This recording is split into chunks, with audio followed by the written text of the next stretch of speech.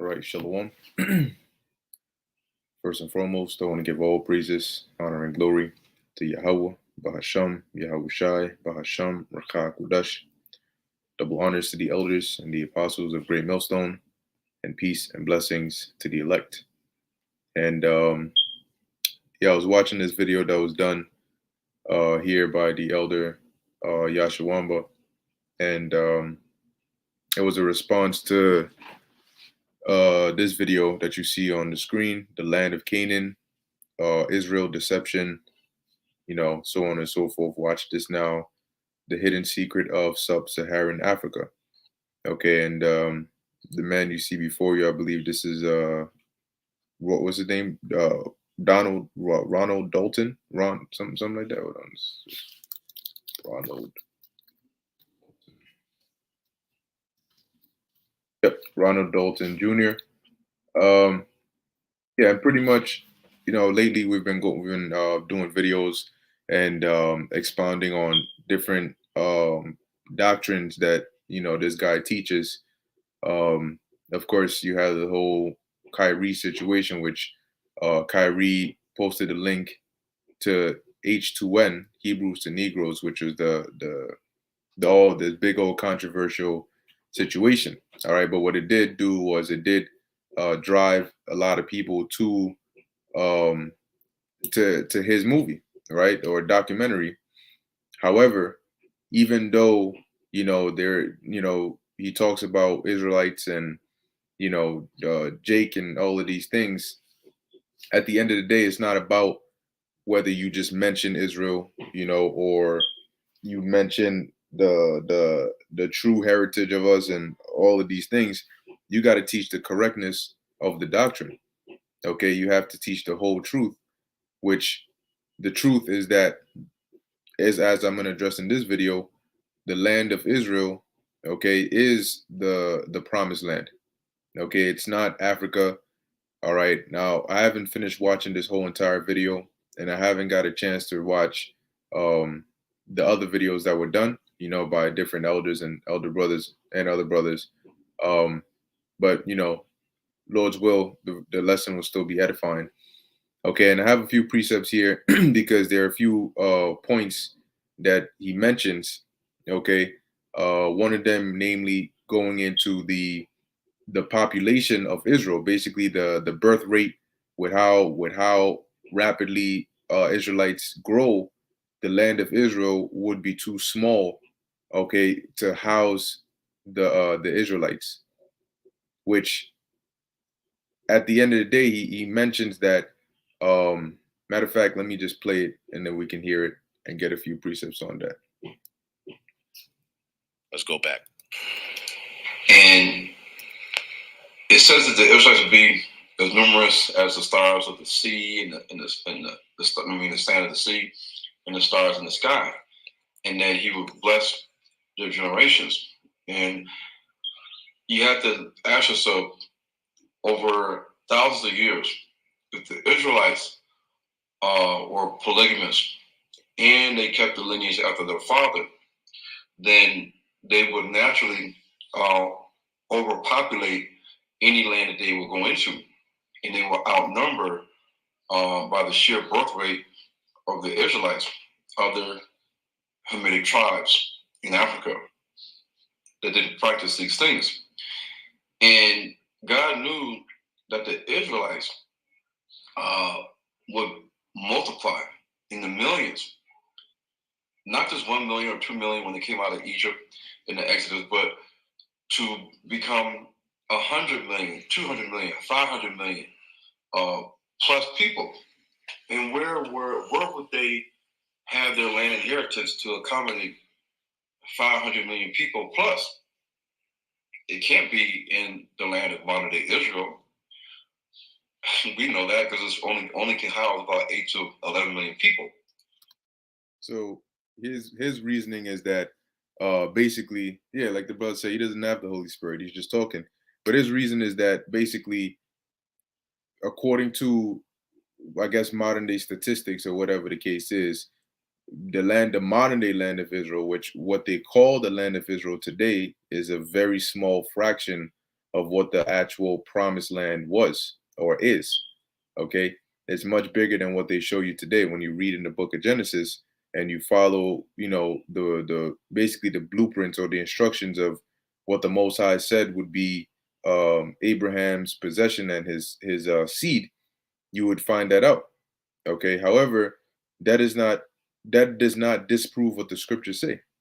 Okay, if we just got up and try to use, that's the thing. You have a lot of Israelites that they when it comes to the truth of your nationality and the heritage and the history, they gravitate towards that. But when it comes to the spiritual aspects of the scriptures, then they try to reason it out with carnal logic. Okay, that's not that. Then you're clearly, the Israelites are spiritual people. Okay, but you have a lot of Israelites that shift away from that part because it sounds supernatural and it sounds like a make believe, and they don't want to be looked at as crazy. So it's like, we'll just deal with the more carnal aspects of the scriptures. But when you deal with the scriptures, you got to deal with it as a whole. And as a whole, like he another thing that he teaches is that the chariots, all right, are not what we say they are, which according to the scriptures, the only, if you read the scriptures, the only conclusion you can come to is that the chariots of God are the so-called UFOs. All right, but anyway, that's another topic for another time. So the first precept that I want to get here to start off is in the book of Second Peter, chapter 3, verse 1, because he's not the only one. Now, the spirit has it to where he's the flavor right now. Okay, but he's not the only one. There are a lot of individuals that have come out and that will come out and start talking about Israel and Israelites and the true Jews and all of these things, but they're not going to, majority of them are not going to tell you the full truth. Okay? There's just knowing enough is not enough. You got to know all.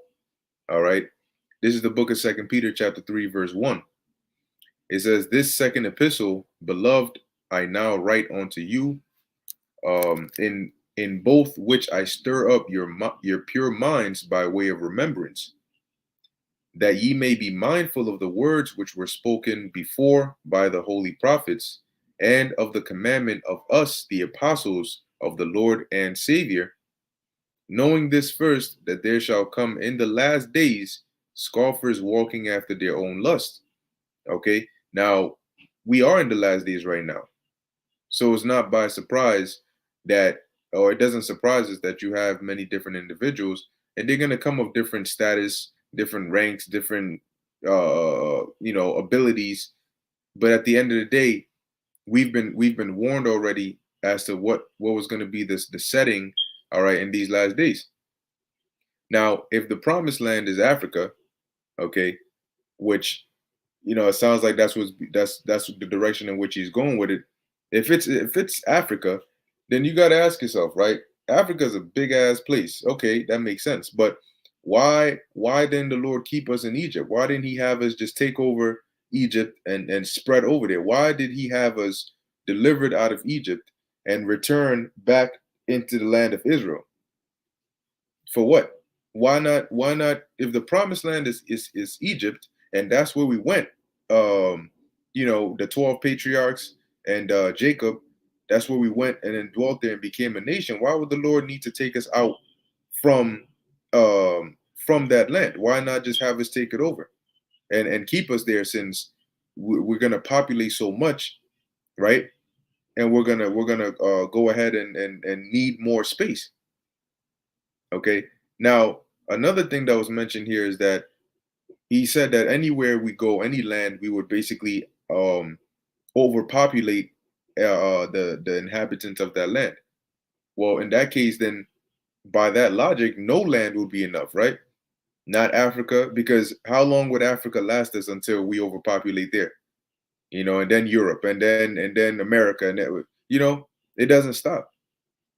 But the scriptures got something for that. But see, the solution to that is something that's too much for Israelites that are not spiritually minded to comprehend. Because how can we dwell on the earth, okay, and be immortal and have such a high birth rate at the same time? Yeah, eventually we would run into the problem of so-called overpopulation, right? Because Israelites are not going to die, pursuant to Revelation, the 21st chapter.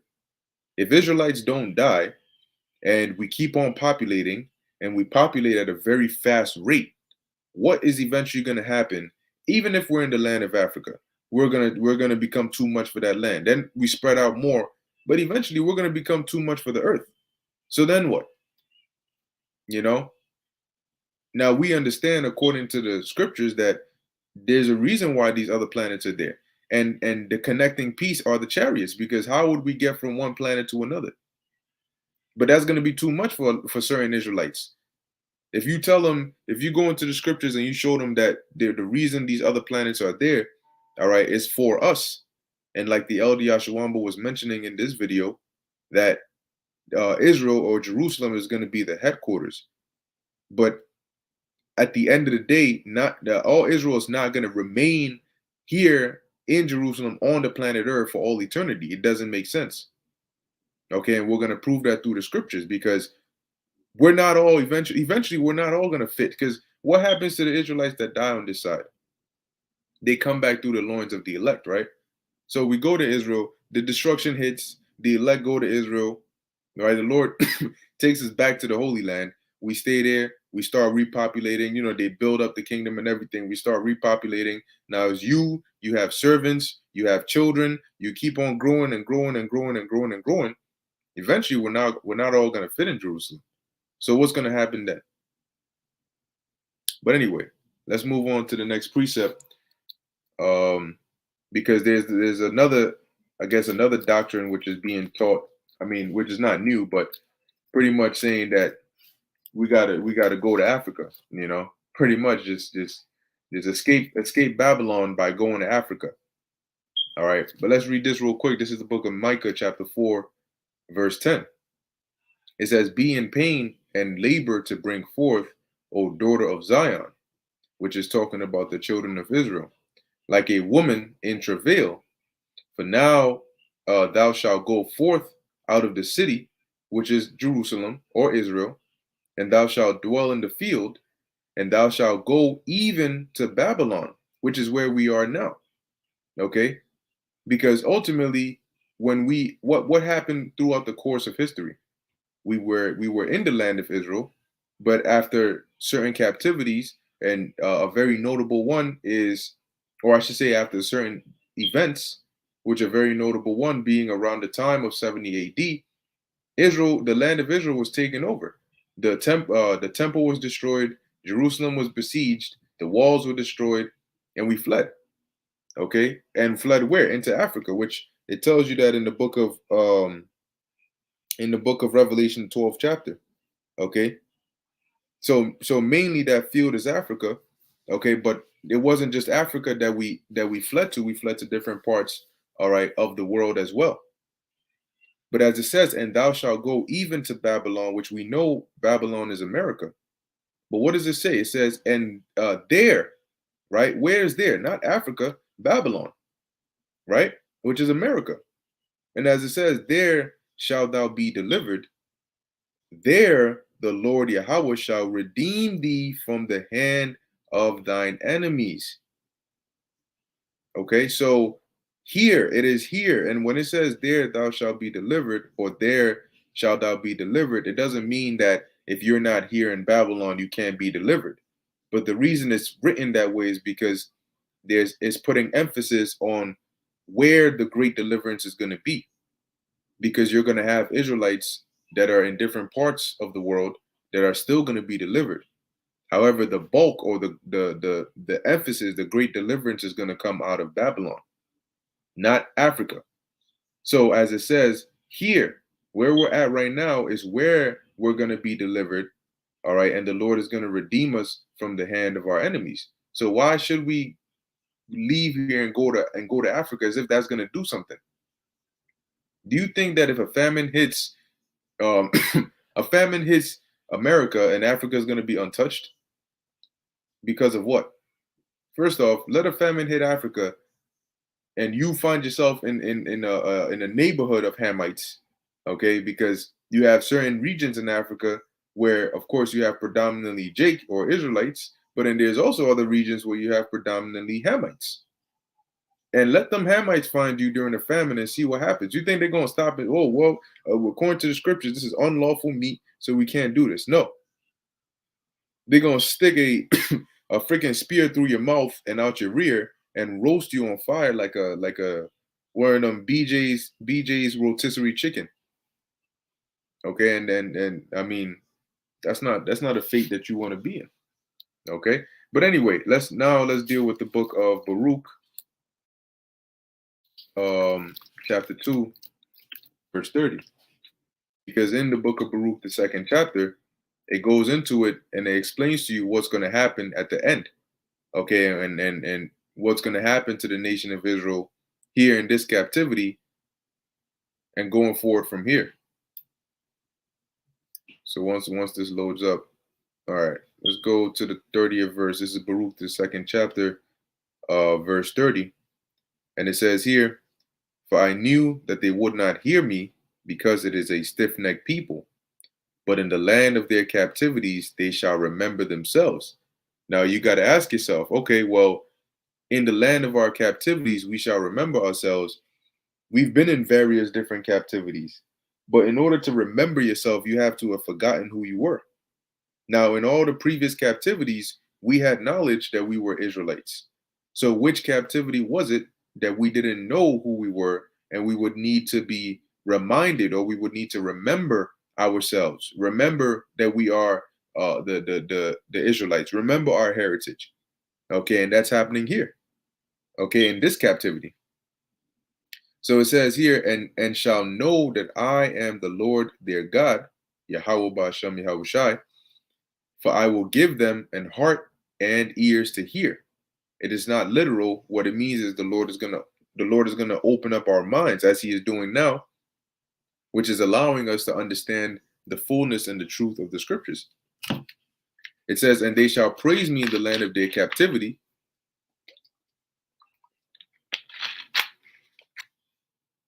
which is what the true believers are doing right now, "and think upon my name, and return from their stiff neck and from their wicked deeds, for they shall remember the way of their fathers, which sinned before the Lord." And that's what we're doing, right? We're acknowledging that the reason we're in this condition is because our fathers sinned, which is really us. All right, reincarnation is biblical, so it's really us that went off, and now we're paying for it in this lifetime. But the point is, we're returning from our stiff neck and wicked deeds, repenting and putting off the ways of the world.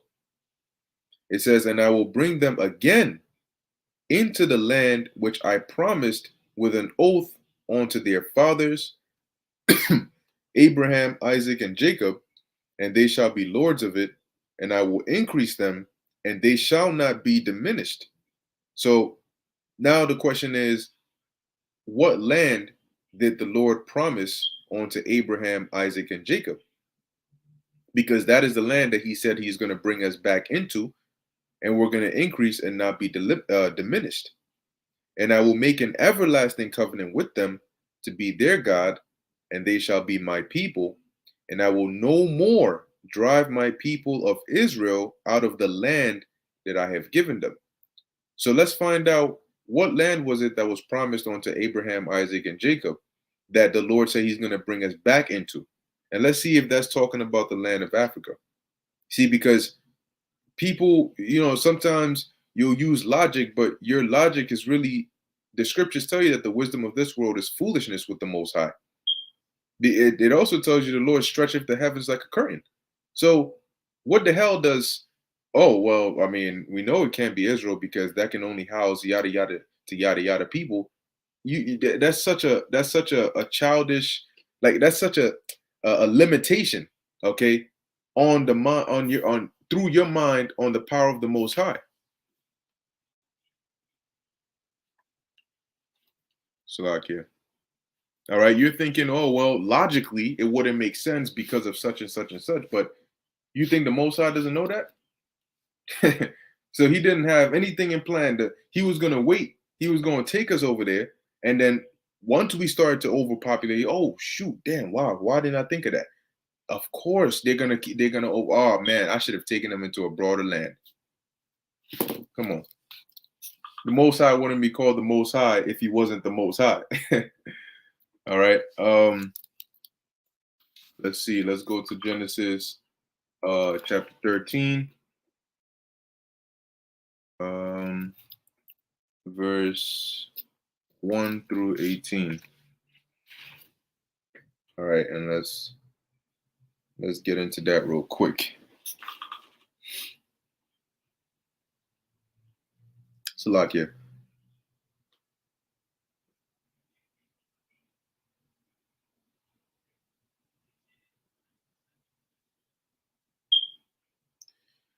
All right. So Genesis chapter 13, let's go into it and let's identify, well, what land is this? All right, so this is Genesis chapter 13, verse 1. It says, and Abram, which that was his name before it got changed to Abraham. It says, and Abram went up out of Egypt, he and his wife, and all that he had, and Lot with him into the south. It says, and Abram was very rich in cattle, in silver, and in gold. And he went on his journeys from the south, even to Bethel, onto the place where his tent had where his tent had been at the beginning between Bethel and Hai. It says here, onto the place of the altar which he had made there at the first, and there Abram called on the name of the Lord Yahweh. And Lot also, which went with Abram, had flocks and herds and tents. And the land was not able to bear them, that they might dwell together, for their substance was great, so that they could not dwell together. All right, now you might say, oh well, see, if the land couldn't even hold Lot and Abram at that time, how is it going to hold all the nation of Israel? Let's keep reading. It says here, and there was strife between the herdmen of Abram's cattle and the herdmen of Lot's cattle, and the Canaanite and the Perizzite dwelt within the land, or dwelled then in the land. And Abram said unto Lot, let there be no strife, I pray thee, between me and thee, and between my herdmen and thy herdmen, for we be brethren. And if not the whole land before, is not the whole land before thee? Separate thyself, I pray thee, from me. If thou wilt take the left hand, then I will go to the right. Or if thou depart to the right hand, then I will go to the left. And Lot lifted up his eyes and beheld all the plain of Jordan. Now, where's Jordan? Let's pull up a nice quick map. Quick map. Jordan Bible map.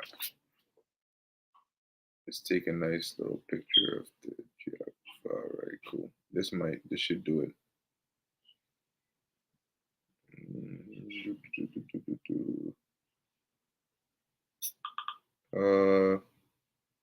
Okay, here we go. So as you can see, it says the Jordan River is right here, which is clearly in the land of Israel. All right, when at the time when we were dwelling in the land, we had this whole area. Okay, but carrying on, it says, and Lot lifted up his eyes and behold all the plain of Jordan, that it was well watered everywhere before the Lord Yahweh destroyed Sodom and Gomorrah, even as the garden of the Lord, like the land of Egypt, as thou comest unto Zoar. Then Lot chose him all the plain of Jordan, and Lot journeyed east, and they separated themselves the one from the other. And Abram dwelt in the land of Canaan, and Lot dwelled in the cities of the plain, and pitched his tent towards Sodom. But the men of Sodom were wicked and sinners before the Lord exceedingly. And the Lord Yahweh said unto Abram, after that Lot was separated from him, lift up now thine eyes, and look from the place where thou art northward, and southward, and eastward, and westward. So where was Abram at this time? He had came up from Egypt. So clearly he wasn't in Africa. He was in the land of Canaan at the time it was called. And it was called by that because they were the Canaanites, or the families of the Canaanites were the ones that were dwelling there. It says verse 5 or verse, and when we dwelt there, then we called it after our name. Verse 15, it says, um, for all the land which thou seest, to thee will I give it, and to thy seed forever. And, and I will make thy seed as the dust of the earth, so that if a man can number the dust of the earth, then shall thy seed also be numbered. Arise, walk through the land in the length of it, and in the breadth of it, for I will give it unto thee. Then Abram removed his tent and came and dwelt in the plain of Mamre, which is in Hebron, and built there an altar unto the Lord Yahweh. So, what land was this? This was the land of Israel, clearly, which was referred to as the land of Canaan at that time. But this was the land that was promised, all right, that the Lord said that he would give to Abraham and reaffirmed it with Isaac and to Jacob, right? So here it is, going back to Baruch, it tells us that the Lord said he's going to take us back to the land which he promised unto our fathers, Abraham, Isaac, and Jacob. And we know that land to be the land of Israel. Okay. But now dealing with the earlier point that was made, which is that if we're going, let's deal with a couple of things here, right? The Lord delivers the nation of Israel. He takes, or the elect takes us back to the land of Israel. The claim is that the land is too small to house all of us, and as we're going to be populating, it won't be able to hold us. But then again, the question is, what land will be able to hold us then? Because it won't. If clearly one land alone, even one planet alone, will not be enough in process of time to house all the nation of Israel. Okay, and let's prove it. Let's go to the book of Isaiah, chapter 60, verse 22. Also, let's hold book of Revelation 21.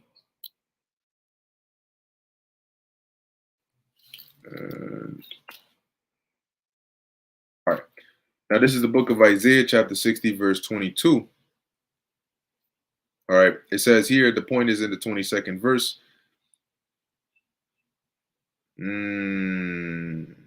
Let's go over a bit. All right. Isaiah 60, in Isaiah 60 is pretty much going into the kingdom, the blessings that are going to be bestowed upon the children of Israel. So verse 17, it says, for brass I will bring gold, and for iron I will bring silver, and for wood brass, and for stones iron. I will also make thy officers peace, and thine exactors righteousness, which this is just a poetic way of emphasizing that we are going to be at peace. Violence shall no more be heard in thy land, wasting nor destruction within thy borders. But thou shalt call thy walls salvation, and thy gates praise. The sun shall be no more shall be no more thy light by day, neither for brightness shall the moon give light unto thee. But the Lord Yahweh shall be unto thee an everlasting light, and thy God thy glory. Thy sun shall no more go down, neither shall thy moon withdraw itself, for the Lord Yahweh shall be thine everlasting light, and the days of thy mourning shall be ended. Thy people also shall be all righteous, which that in itself indicates to us, right? Because if the scriptures say that the wages of sin is death. So if and righteousness, if you're righteous, you're not wicked, right? So when we're all righteous, it means we're going to be perfect. And that's going to be thanks to the new covenant that the Lord is going to complete, okay, by putting the law, statutes, and commandments in our heart or in our inward parts. And if we're all righteous, that means we're going to be immortal because we're not going to sin. And if we don't sin, we're not going to die. Lucky,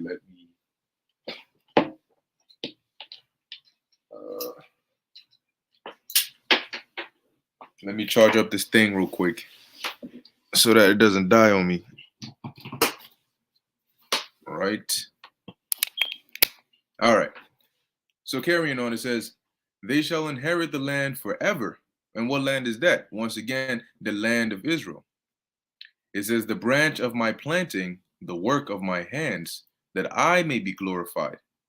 And one shall become 1,000, and a small one a strong nation. I, the Lord Yahweh, will hasten it in his time. So how is one going to become 1,000? How is a small one going to become a strong nation? Okay. Yeah, are we just going to clone ourselves? Are we going to reproduce asexually? No. In order for one to become 1,000, we're going to need to multiply. And in order to multiply, we're going to have women that we're going to, our wives that we're going to reproduce with, right? And concubines. And that's how we're gonna grow. But the point in the 22nd verse is that we're gonna populate very rapidly, and there's gonna be no cap, no cap, right? And the reason is when you go to the book of Revelation, the 21st chapter, this that the apostle John is seeing is happening after the destruction of Esau's kingdom. So the new heaven and the new earth represent a new age, okay? And the earth itself is not going to be replaced, but it's going to be refreshed. Verse 2 goes into the elect coming down, because why would the elect be up in the first place? In order to be delivered and not get destroyed. But eventually, Lord willing, we be a part of that number, we're going to come back down. And the point here is in verse 24. It says, and God shall wipe away all tears from their eyes, and there shall be no more death. Key point number 1. Neither sorrow nor crying, neither shall there be any more pain, for the former things are passed away. So what's going to happen? The elect are going to get delivered. We're going to get our bodies changed, and then we're going to come back down. And from that point on, we're never going to die. We're going to be immortal. And all of our descendants are also going to be immortal, because they're going to be Israelites. They're going to come from our loins. So they're also going to be immortal. So going back to Isaiah 60 and 22, this little one becoming 1,000, all those members of that 1,000, which is not just limited to 1,000, that's just a number to emphasize the magnitude. Okay. But that 1,000, they're all going to be immortal, and each one of them is also going to multiply and become 1,000. Which I'm just using 1,000 as an example, but we're going to multiply continuously. So keep that in mind. If when we get delivered, we become immortal, and we're going to keep on multiplying at a rapid pace, even the land of Israel itself will not be able to hold us after a certain point in time. And what's going to happen then? Well, let's go to the book of John, and this is where you gotta put your spiritual mind on in order to receive it. So this is the book of John, chapter 14, verse 1. It says, let not your heart be troubled. Ye believe in God, believe also in me. In my Father's house are many mansions. If it were not so, I would have told you. I go to prepare a place for you. Now, these many mansions that is referring on to here, as we've gone into before, is talking about the various different planets. Okay. Now, when you go to the book of let me see, footstool. Da, da, da, da, da, da, da. How many are these? 16? Okay. Okay. Yep, this is the book of Isaiah, chapter 66, verse 1. It says, thus saith the Lord Yahweh, the heaven is my throne, and the earth is my footstool. Where is the house that ye build unto me? And where is the place of my rest? Now, the point here is that the heaven is the Lord's throne, as he says, and the throne is somewhere you sit, and the footstool is somewhere where you put your feet. So if the earth is the Lord's footstool, okay, which a footstool is something that you will find in what? In a house. Okay. You have a throne, which is in the house. You have a footstool, which is in the house, but you have you also have other things that are within that house. And where is the footstool and the heaven contained? That's contained ultimately in this universe, or whatever else is on a greater level, solar system, universe, galaxy, however much you want to go. But that is the house, okay, in which there are many mansions, which represent the different planets. Because just like a mansion is a house or an abode, so is a planet. Okay, a planet is really just a bigger house.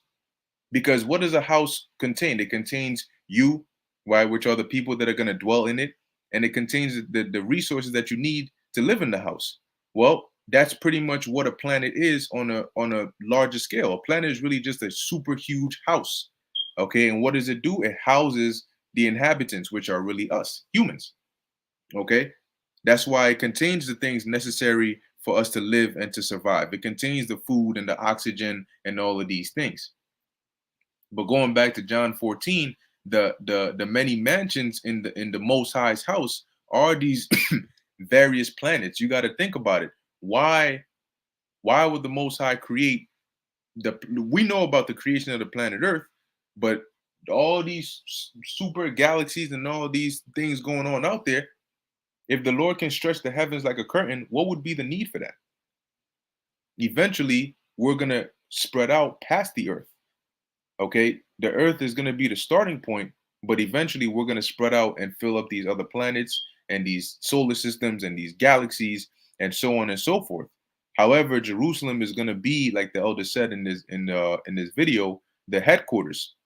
Okay, and it will be known as that and recognized for that.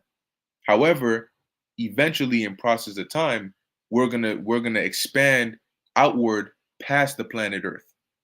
Okay, so bringing it all back full circle to the point, or to the topic, the land of Israel is the chosen land or the promised land. And the reason it's called the promised land is because it was a land that was promised onto somebody, all right, onto a people, which those would be the nation of Israel, starting with the patriarchs, Abraham, Isaac, and Jacob. And the Lord promised that land onto us through our forefathers, or to our forefathers descended onto us. And we inherit that. Okay. So at the end of the day, like we started off in the book of First Peter, the third, or Slack Second Peter, the third chapter, in the last days, you're gonna have people walking after their own lusts, trying to use their own reasoning and understanding and logic to explain away aspects of the scriptures.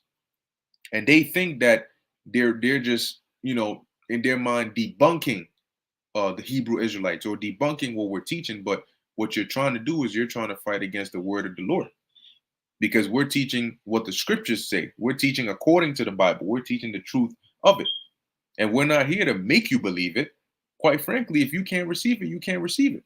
And it doesn't matter who you are. It doesn't matter what rank or status you are. It doesn't matter if you're a celebrity or if you're an average, regular individual. If you can't receive it, then we're moving on.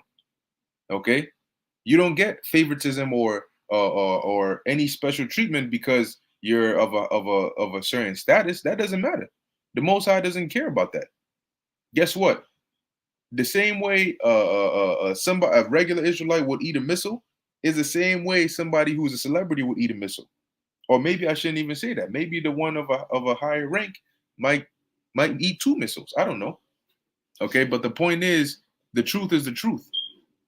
And now you have a lot, being that it's going more mainstream, you got to keep in mind that you're going to have a lot more stumbling blocks that are going to come out. And that's why you have to be rooted and remain firm. A lot more people are going to say, you may see somebody that may say shalom, but just because they say shalom doesn't mean that they're of the elect. Hey, peace, peace, shalom, brother. But that's because, oh, brother, shalom, shalom. But at the end of the day, when it comes down to judgment, saying shalom is not going to put the thawa, or give you the thawa, okay, which is in Ezekiel 9:4, which is that mark of being exempt from judgment. That's going to come if you're of the elect, point blank, period. But all of this is still necessary because it's a part of prophecy. It's a part of the awakening. Yeah, you will have a great awakening, but that great awakening is only going to go so far. You see, when you have levels to the awakening, right? You can wake up and know that you're an Israelite, or you can wake up and know that you're not just black. But knowing that you're not just black doesn't mean that you know 100% truth, or you know the fullness of it. And the closer you get to the truth, the less believers of it you'll find. You'll find out on the outside, or on the surface level, it sounds like everybody believes the same thing, but that's not the case. And no, don't come out here asking, oh, why can't we just know? Because the Most High didn't set it up that way. We're not here to go along and get along. But he still teaches about Israel. What? So what? Did the Most High say, you teach about Israel, you're all good to go? No. there's a specific way or a specific truth or a specific doctrine. That's the truth. There's only one truth, and that's it. Okay, and if you can get mad all you want, but take it up with the Most High. All right, take it up with the Most High. It's the Lord's word, not ours.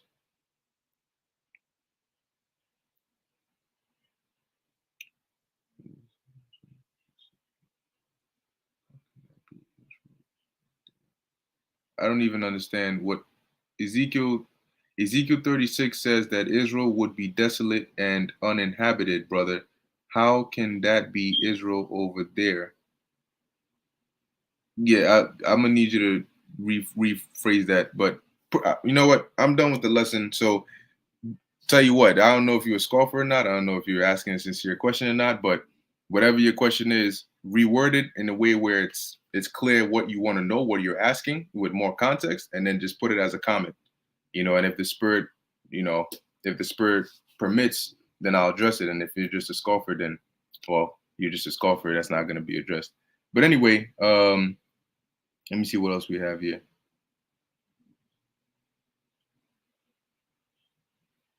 All right, this is GMS Kwam Wa'ala, Isaiah 45:18. It says, "For thus saith the Lord Yahweh, that created the heavens, God himself that formed the earth and made it.